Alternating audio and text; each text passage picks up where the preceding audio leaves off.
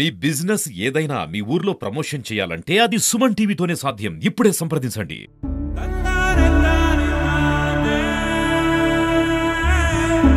ఇప్పటి వరకు కూడా 1153 మందికి అనాథలకి తలగూరు పెట్టానండి. అందరూ ఉండి అనాథలుగా వదిలేసిన వాళ్ళకి కూడా నేను అంతిమ సంస్కారాలు చేశానండి.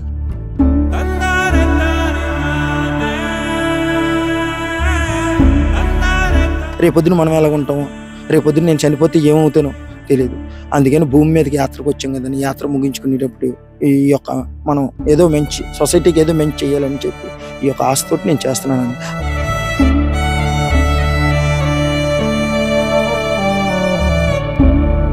కోవిడ్ టైంలో అత్యంత దుర్భరమైన పరిస్థితులు చూసే ఉంటారు. అంటే ఒకటి కాదు, రెండు కాదు, వందల వేల మృతదేహాలు మీరు చూసే ఉంటారు. సొంత వాళ్ళు కూడా వాళ్ళని ముట్టుకునేందుకు భయపడే రోజులవి. ఆ టైంలో మీరు ఎలాంటి సహాయ సహకారాలు అందించారు? అసలు ఏమనిపించింది? చాలా బాధ అనిపించిందండి. ఎవరో కూడా ముందుకు వచ్చేవారు కాదండి. ఎవరో కూడా ముందుకు వచ్చేవారు కాదు. భుజం మీద మోసుకొచ్చి వ్యాన్లో పెట్టుకుని నేనే తలగూరలు పెట్టుకున్నాను. అలాగా కరోనా టైంలో 170 మందికి తలగూర పెట్టానండి నేను.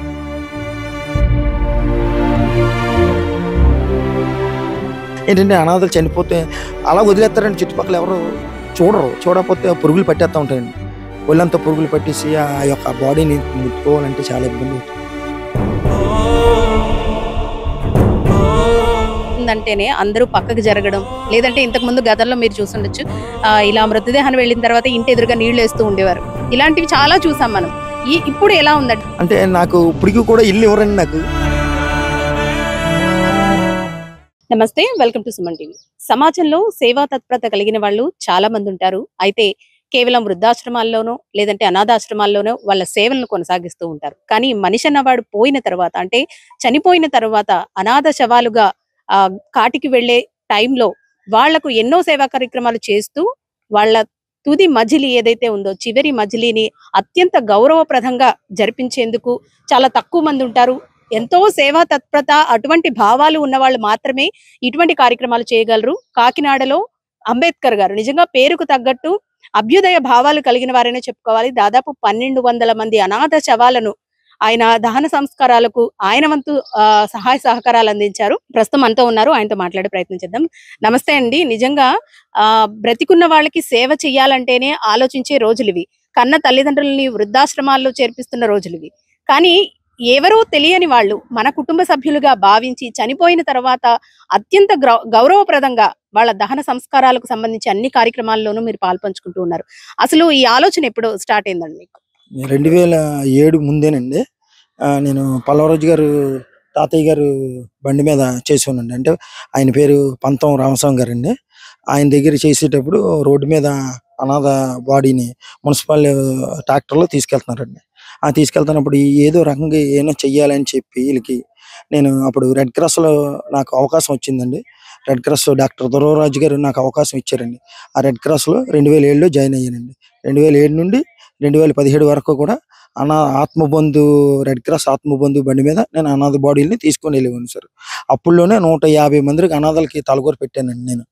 అది ఇప్పటి వరకు కూడా వెనక తిరిగి చూడుకోకుండా 2017 దాకా కూడా రెడ్ క్రాస్లోనే చేశానండి. రెడ్ క్రాస్ మంచి సంస్థ కదండి, ఆ సంస్థలోనే పనిచేసి 2017 దాకా అందులో చేశానండి. అప్పుడు రెడ్ క్రాస్లోనే పనిచేసేవారండి కండిపోయిన ధర్మరాజు గారని నాతో పాటుని. ఆయన ఏమన్నారంటే, నేను ఇలా బయటకు వెళ్దాం అనుకుంటున్నానండి, వేరే అంటే ఇబ్బంది అవుతుంది అనేసానంటే, సరే అయితే నేను ఒక కండిపోయిన శ్రీ స్వచ్ఛంద సేవా సంస్థ అని చెప్పి పెడతాను. కండిపోయిన ధర్మరాజు గారు వాళ్ళ నాన్నగారి పేరు మీద కండిపోయిన శ్రీ స్వచ్ఛంద సేవా సంస్థ అని చెప్పి పెట్టారండి. కండిపోయిన ధర్మరాజు గారు యొక్క ఆశయాలతోటి నేను 2017లో జాయిన్ అయ్యాను సార్. ఈ రోజు వరకు కూడా 2017 నుండి ఈ రోజు వరకు కూడా నేను ఆ యొక్క కండిపోయిన శ్రీ స్వచ్ఛంద సేవా సంస్థ శ్రీ మహాప్రస్థానం మీద ఇప్పటి వరకు చేస్తున్నానండి. ఇప్పటి వరకు కూడా 1153 మందికి అనాథలకి తలగూర పెట్టానండి. అందరూ ఉండి అనాథలుగా వదిలేసిన వాళ్ళకి కూడా నేను అంతిమ సంస్కారాలు చేశానండి. ఇది యొక్క రెడ్ క్రాస్ యొక్క ఆశయాలు, ఆ యొక్క రెడ్ క్రాస్ యొక్క సిద్ధాంతాలతోటి ఇందులోనే ఆయన ఆ రకంగానే చేయించారండి. ఆ రకంగానే చేస్తున్నాను. అలాగే పోలీస్ డిపార్ట్మెంట్ యొక్క సహకారం, అలాగే మన జిల్లా కలెక్టర్ గారి యొక్క సహకారం నాకు నిండుగా ఉందండి. ఆ యొక్క సహకారంతో నేను ఈ రోజు వరకు కూడా అనాథ బాడీలని చేయగలుగుతున్నానండి. మీరు 2007 నుంచి కూడా ఈ కార్యక్రమాలు కొనసాగిస్తున్నానన్నారు కదండీ. మొదటిసారి మీరు ఒక అనాథ మృతదేహానికి మీరు దహన సంస్కారాలు చేయడం అంటే తలకొరివి పెట్టడం జరిగినప్పుడు అసలు ఏమనిపించింది మీకు? నాకు చాలా సంతృప్తి అనిపించిందండి. చాలా సంతృప్తి అనిపించింది. ఏది ఆశించి చేయలేదండి. సంతృప్తి అనిపించిందండి. అలాగే నేను మొట్టమొదట అనాథకి తలగోరు పెట్టింది ఎక్కడంటే అంటే అందరూ ఉండి అనాథకి శ్రావణి ఆశ్రమంలో ఒకళ్ళు పెద్దలు చేయనందుకు కుదరలేదండి. వాళ్ళకి ఒక సమస్య వల్ల చేయకపోతే అది మొట్టమొదటి నేను 2008లోనే 7లోనే చేశాను సార్. చేశానండి. అనాథ అందరూ ఉండి అనాథకి తలగూరు మొట్టమొదటి తలగూరు అక్కడ పెట్టానండి. ఆ రోజు నుండి ఈ రోజు వరకు కూడా నేను వదులుకోకుండానే చేస్తున్నానండి. రేపొద్దున మనం ఎలాగ ఉంటామో, రేపొద్దున నేను చనిపోతే ఏమవుతానో తెలియదు.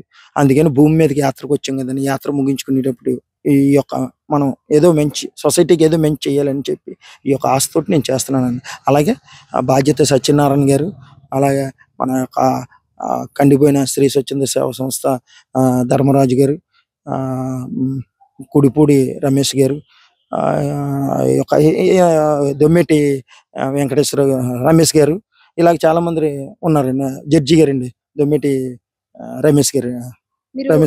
కోవిడ్ టైంలో అత్యంత దుర్భరమైన పరిస్థితులు చూసే ఉంటారు. అంటే 1 కాదు 2 కాదు వందల వేల మృతదేహాలు మీరు చూసే ఉంటారు. సొంత వాళ్ళు కూడా వాళ్ళని ముట్టుకునేందుకు భయపడే రోజులవి. ఆ టైంలో మీరు ఎలాంటి సహాయ సహకారాలు అందించారు? అసలు ఏమనిపించింది? చాలా బాధ అనిపించిందండి. ఎవరో కూడా ముందుకు వచ్చేవారు కాదండి. ఎవరో కూడా ముందుకు వచ్చేవారు కాదు. అలాగే కుటుంబ సభ్యులు కూడా మాకు తెలియదని చెప్పి వదిలేస్తే వార్డు వాలంటీర్లు ఉండేవారండి. అప్పుడులో వార్డు వాలంటీర్లు మంచి హెల్పింగ్ నేచర్ అండి. వాళ్ళు ఫోన్ చేసి నాకు బ్యాగ్ కొట్టించి ఆ బ్యాగ్లో నేను ఒక సహాయంగా ఒక క్యాలెండర్ని తీసుకొని వెళ్ళానండి. ఆ క్యాలెండర్ని తీసుకొని వెళ్ళి ఆ క్యాలెండర్ నేను కలిపి బ్యాగ్లో పెట్టుకుని భుజం మీద మోసుకొచ్చి వ్యాన్లో పెట్టుకుని నేనే తలగూరలు పెట్టేవానండి. అలాగా కరోనా టైంలో 170 మందికి తలగూర పెట్టానండి నేను. కరోనా టైంలో అందరూ ఉండి వదిలేశారండి.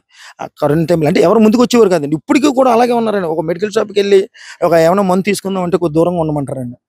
అలా ఉన్నారు. సొసైటీ ఇప్పటికీ కూడా ఇంకా మారలేదు. అంటే సొసైటీ గురించి నేను చేస్తలేదండి. నా యొక్క ఆత్మ శాంతి గురించి నేను చేస్తున్నాను. అంటే నా సంతృప్తి గురించి నేను చేస్తున్నానండి. ఎవరో ఏదో చేస్తారని ఏమీ లేదండి. నా యొక్క సాధారణంగా మనం రోడ్డు మీద ఒక మృతదేహం వెళ్తుందంటేనే అందరూ పక్కకు జరగడం, లేదంటే ఇంతకు ముందు గతంలో మీరు చూసుండొచ్చు ఇలా మృతదేహాన్ని వెళ్ళిన తర్వాత ఇంటి ఎదురుగా నీళ్లు వేస్తూ ఉండేవారు. ఇలాంటివి చాలా చూసాం మనం. ఇప్పుడు ఎలా ఉందండి? అంటే మీరు ప్రతిరోజు కూడా ఈ సేవా కార్యక్రమాలు చేస్తూ ఉంటారు. ఎన్నో వందల మృతదేహాలకు మీరు దహన సంస్కారాలు తలకొరివి పెట్టారు. మీ చుట్టుపక్కల వారు గాని లేదంటే మీ ఇంట్లో వారి నుంచి గాని ఏ విధమైన ఇది ఎదుర్కొన్నారు మీరు? అంటే నాకు ఇప్పటికీ కూడా ఇల్లు ఇవ్వరండి నాకు. ఎందుకంటే తులసి మొక్క ఉంది, తులసి పూజలు చేస్తారు, సోమయ్య బట్టలు వేసుకున్నారు అని చెప్పి నాకు ఇప్పటికీ కూడా ఇల్లు ఇవ్వరండి. ఇల్లు ఎవరు అయినా నేను ఈ యొక్క సేవకి వెనకాడనండి. ఎందుకంటే నేను ఒక బండి తీసుకుని వెళ్ళి ఏదైనా బాడీని తీసుకెళ్దామని ఆ యొక్క ఎవరన్నా ఇంటి ముందు పెడితే బండి తీసేయమని చెప్తారండి. అలా ఉందండి సొసైటీ. ఇప్పటికీ ఇంకా మారలేదండి. ఇంకా కొద్ది పెరిగింది తప్పండి, ఇంకా మారలేదు. అంటే కోవిడ్ తర్వాత చాలా మంది ఏంటంటే ఎన్నో చావులు చూసాం. చేతి నిండా డబ్బు ఉన్నా సరే ఆ ఆసుపత్రిలో బెడ్ దొరక్క అవస్థలు పడి ప్రాణాలు కోల్పోయిన వాళ్ళని చాలా మందిని చూసాం. అప్పుడు చాలా అవేర్నెస్ పెరిగినా సరే మళ్ళీ మామూలే. ప్రస్తుతం అయితే కనుక మళ్ళీ అలాంటి సిచ్యువేషన్స్ అయితే ఏమీ లేవు. ఏదైనా బాడీ వచ్చిందంటే మీరు అన్నట్టు పక్కకు జరిగిపోవడం కానివ్వండి, ఇంటికి వచ్చి తల స్నానాలు చేయడం, అవి చేయడం ఇలా చాలా చూస్తూ ఉంటాం. మరి మీ ఇంట్లో పరిస్థితి ఏ విధంగా ఉంటుందండి? మీరు ఈ కార్యక్రమాలన్నీ చేసి వచ్చినప్పుడు మీ ఇంట్లో ఎలా ఉంటుంది? నా ఇంట్లో అలాంటిది ఏమి ఉండదండి. నా ఇంట్లో నా భార్య చాలా సపోర్ట్ చేస్తుందండి. నిజంగా చెప్పాలంటే ఆవిడ దేవత అండి. అలా వాళ్ళ అమ్మగారు వాళ్ళ నాన్నగారు కూడా చనిపోయినప్పుడు నేనే తలగూర పెట్టానండి. ఎవరు లేరు ఆవిడకి. ఆ రోజు కానివ్వండి ఈ రోజు వరకు కూడా ఆవిడ చాలా సపోర్ట్ చేస్తుందండి నాకు. 2006లో వాళ్ళ నాన్నగారు అనారోగ్యంతో ఉంటే ఆ రోజు కానివ్వండి ఆయన మంచం మీద ఉన్నాడండి. మంచం మీద ఉన్నప్పుడు ఆవిడే సేవ చేసిందండి. అలాగే పల్లవరాజు గారి తాతయ్య గారి ఇంట్లో వాచ్మెన్ ఉండేవాడండి. ఆ వాచ్మెన్ చనిపోతే నేనే తలగూర పెట్టానండి. పంతం నెహ్రూ గారి సహకారంతో నేను ఆ యొక్క వాచ్మెన్కి నేనే తలగూర పెట్టానండి. అలాగే నాకు నా ఇంట్లో నా కుటుంబంలో ఎటువంటి ఇబ్బంది ఉండదండి. నేను ఇంటికి వెళ్ళేటప్పుడు వెన్నీళ్ళు పెట్టి బట్టలు వెన్నీటిలో డెటాల్ వేసి నాకు అన్నీ రెడీ చేస్తాను. నేను పులుముకొని ఆరేసుకొని స్నానం చేసి బయట స్నానం చేసి లోపలికి వెళ్తానండి. నాకు అటువంటి ప్రాబ్లం ఏమి లేదండి. నాకు ఇంట్లో మట్టుకి ఉందండి. ఏంటంటే నాకు గబుక్కని నాకు సొంత ఇల్లు లేదండి. గవర్నమెంట్ అప్పుడు జగన్ గారు టైంలో నాకు గవర్నమెంట్ ఇల్లు రాసిందండి. ఇల్లు రాసినప్పుడు ఆ స్థలం రాసిందండి. ఆ స్థలం కొమరగిరిలో ఉందని నేను అంత దూరం వెళ్ళడం కష్టం కదా అని చెప్పి నేను కట్టుకోలేదండి. కట్టుకునే స్తోమత లేదండి. నాకు వచ్చిన ఆంటోరియం జీతంతో నేను కట్టుకోవడం కష్టం అని చెప్పి అలాగే అద్దెంట్లో ఉంటున్నానండి. ఇంటికి ఓనర్ గారు కూడా చాలా సపోర్ట్ అండి. అప్పుడే ఇంచుమించు 15 సంవత్సరాల మటు నుండి ఆ ఇంట్లోనే ఉన్నాను. ఆయన ఎటువంటి ఇబ్బందులు పెట్టలేదు సార్. అంతకు ముందు కొద్దిగా ఇల్లు మారేటప్పుడు నాకు ఇల్లు ఇవ్వలేదండి అంతే అండి. అదే తప్ప నాకు నా వార్డ్‌లో పవన్ గారని కార్పొరేటర్ గారు ఉన్నారు. ఆయన సపోర్ట్ కూడా నాకు చాలా ఇదిగా ఉందండి. ఆ వార్డు వాలంటీర్లు కూడా నాకు మంచి సపోర్ట్ చేసేవారండి అప్పట్లో కరోనా టైంలో. అలాగే నాకు ఈ యొక్క రిపోర్టర్లు కూడా నాకు విలేకరులు, రిపోర్టర్లు చాలా నాకు సపోర్ట్‌లు చేస్తారండి. భుజం తట్టి ముందుకెళ్ళమని అంటారండి. అటువంటి సొసైటీలో నేను ఉన్నానండి. ఏంటంటే ఇంకా సొసైటీ మారలేదు. ఆ మార్పు వత్తదేమో అని ఆశించి మరీ చేస్తున్నానండి. ఏది ఆశించి మార్పు వస్తది అనుకుంటున్నారు. 2007 నుంచి మహాప్రస్థానంలో మీ ప్రస్థానం కొనసాగుతూనే ఉంది. మారుతది అనుకుంటున్నారా అసలు సమాజం? అంటే మారుతదని నేను ఆశిస్తున్నానండి. ఇంత చేస్తున్నది ఏంటంటే మార్పు వత్తదనే చేస్తున్నాను. ఇంత వస్తది. మార్పు ఇవాళ కాకపోయినా రేపన్నా వస్తదని ఆశిస్తున్నానండి. చివరిగా ఏం చెప్తారండి? అంటే చివరిగా ఏమి లేదండి. ఎవరిని కూడా అనాథలుగా వదిలేయకూడదు. ఒకవేళ రోడ్డు మీద చనిపోతే ఆ అనాథని అంటే నాకు మార్చిరీ సిబ్బంది కూడా నాకు కాకినాడ ఫార్మసీ డిపార్ట్మెంట్ మార్చిరీ సిబ్బంది డాక్టర్ ఉమామహేశ్వరి గారు అలాగే చాలా మంది నాకు సపోర్ట్ చేస్తారండి. మంచి సర్వీస్ చేస్తావా అని చెప్పి ఆ యొక్క అనాథ బాడీని నైట్ 7 అవుతే శ్మశానాల్లో కార్యక్రమం ఎక్కడన్నా పెట్టుకోవాలన్న ఇబ్బంది అండి. వాళ్ళకి ఏదో రకంగా ఈ యొక్క గవర్నమెంట్ అనాథలకి ఏదో రకంగా హెల్ప్ చేస్తే బాగుంటుందని ఆశ అండి. అంటే ఏదో రకంగా అంటే గవర్నమెంట్కి తెలిసి ఏ రకంగా హెల్ప్ చేయాలన్నది నేను చెప్పవసరం లేదు. అనాథలకి ఆ రకంగా చేస్తే బాగుంటుంది కదానండి. ఏంటంటే అనాథలు చనిపోతే అలా వదిలేస్తారండి. చుట్టుపక్కల ఎవరు చూడరు. చూడకపోతే పురుగులు పట్టేస్తూ ఉంటాయండి. ఒళ్ళంతా పురుగులు పట్టేసి ఆ యొక్క బాడీని ముట్టుకోవాలంటే చాలా ఇబ్బంది అవుతుందండి. అలాగే టూటోను ఒక అనాథ బాడీ కాళ్ళలో పడిపోతే దాన్ని తాడు కట్టి బయటికి తీసుకొచ్చానండి. అంటే 4 రోజులు 5 రోజులు ఆ స్మెల్ వస్తేనే జనాలు గుర్తుపడతారు కానీ ఎవరు గుర్తుపట్టరు కదండి. ఎందుకంటే ఇప్పుడు మన పెద్ద హాస్పిటల్ దగ్గర ఒక అనాథ బాడీ ఉందని అన్నారు, రమ్మని అన్నారండి. ఇప్పుడు వెళ్ళాలండి, వెళ్తాను.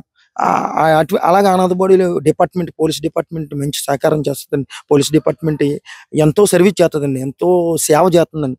ఆ సేవలో పట్టుకు నాకు కూడా పాలు పంచుకున్నందుకు నాకు కూడా అవకాశం ఇస్తుందండి. పోలీస్ డిపార్ట్మెంట్ ఫోన్ చేయగానే నేను వెళ్ళి ఆ యొక్క అనాథ బాడీని ఏ గ్రౌండ్ ఆ విద్యుప్రెడ్డి హిందూ శ్మశాన వాటికలో నేను దానపరుస్తానండి. అక్కడ అంతిమ సంస్కారాలు చేస్తామండి. అలాగే ఆ యొక్క విద్యుప్రెడ్డి హిందూ శ్మశాన వాటికలో జయన్ రాజు అని కాటికాపురం ఉన్నారండి. ఆయన కూడా మంచి హెల్పింగ్ నేచర్ అండి ఆయన. అలాగే అందులో ఉన్న గుమస్తా గారు నందమూరి శ్రీనివాస్ కుమార్ గారండి ఆయన. అలాగే మున్సిపాలిటీ మేడం గారు ఒకరు ఆ యొక్క శ్మశానాల్లో. అలాగే ఇక్కడ తూరంగి శ్మశానాల్లో గుమస్తా రవి గారు. అలాగే ఇక్కడ యొక్క శ్మశానం సిబ్బంది సీను, రామకృష్ణ వీళ్ళందరూ కూడా మంచి హెల్ప్ చేస్తారండి. అలాగే మార్చిరీ సిబ్బంది కూడా నాకు ఎంతో హెల్ప్ చేస్తారు.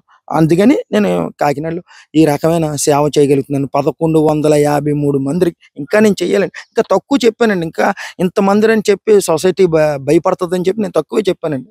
1153 మందికి అందరూ ఉండి అనాథలకి తలగూరు పెట్టానండి. అంతిమ సంస్కారాలు చేశానండి.